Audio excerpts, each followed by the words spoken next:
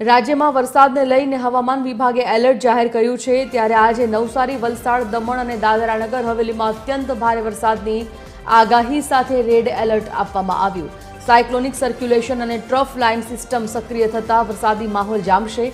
દક્ષિણ ગુજરાતમાં દરિયાકાંઠે LCS 3 સિગ્નલ લગાવાયું છે અને માછીમારોને આગામી 3 દિવસ દરિયો ન ખેડવા માટે પણ સૂચના અપાઈ છે। જો કે રાજ્યમાં હજી પણ 31% વરસાદની ઘટ નોંધાઈ છે।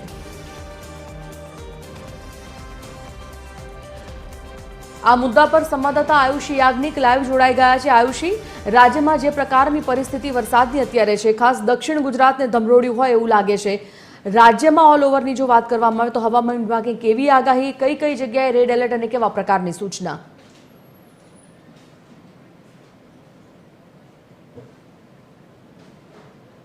વરસાદી સિસ્ટમો ફરી એક વખત રાજ્ય તરફ સક્રિય થઈ છે। અરબી સમુદ્રની અંદર અપરાઇટ સાયક્લોનિક સર્ક્યુલેશન સિસ્ટમ બની હતી તે પણ હવે એક્ટિવ થઈ ગઈ છે અને મોન્સૂન ટ્રફ લાઇન છે તે હવે જે વધારે સક્રિય થયેલી જોવા મળી રહી છે। એટલે કે અલગ અલગ સિસ્ટમોના કારણે ગુજરાત રાજ્યની અંદર ક્યાંક ભારે તો ક્યાંક અત્યંત ભારે વરસાદની આગાહી કરાઈ છે, જેમાં દક્ષિણ ગુજરાત અને સૌરાષ્ટ્ર ભાગોની અંદર વરસાદનું જોર વધુ રહેવાનું છે। જે અંતર્ગત દક્ષિણ ગુજરાતના સુરત, વલસાડ, નવસારી, તાપી, ડાંગ, દમણ, દાદરાનગર હવેલીની અંદર જે અતિ ભારે વરસાદની સંભાવનાઓ વ્યક્ત કરવામાં આવી છે।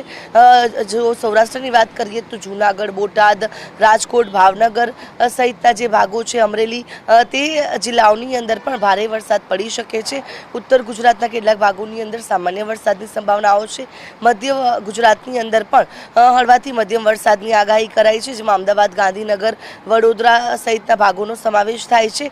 એટલે કે આ જે વરસાદી સિસ્ટમ છે તેનાથી સમગ્ર ગુજરાત રાજ્યની અંદર સાર્વત્રિક વરસાદ પડવાનો છે, જેમાં ક્યાંક ભારે તો ક્યાંક અતિ ભારે તો ક્યાંક મધ્યમ વરસાદ પડી શકે છે। કારણ કે અલગ અલગ બે સિસ્ટમો હાલ ગુજરાત રાજ્યમાં સક્રિય જોવા મળી રહી છે અને બંને સિસ્ટમોની અસર ગુજરાતના અલગ અલગ ભાગોની અંદર જોવા મળશે અને આ જે સિસ્ટમોની અસર આવનારા 3 થી 4 દિવસ સુધી રહેવાની છે। જો કે મહત્વની બાબત એ છે કે આ અલગ અલગ સિસ્ટમો સક્રિય તો થઈ છે।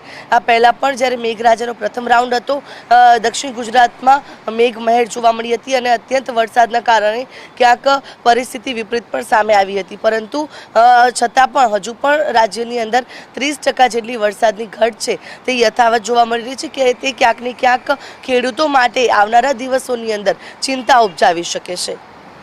ધન્યવાદ આયુષી સમગ્ર જાણકારી માટે।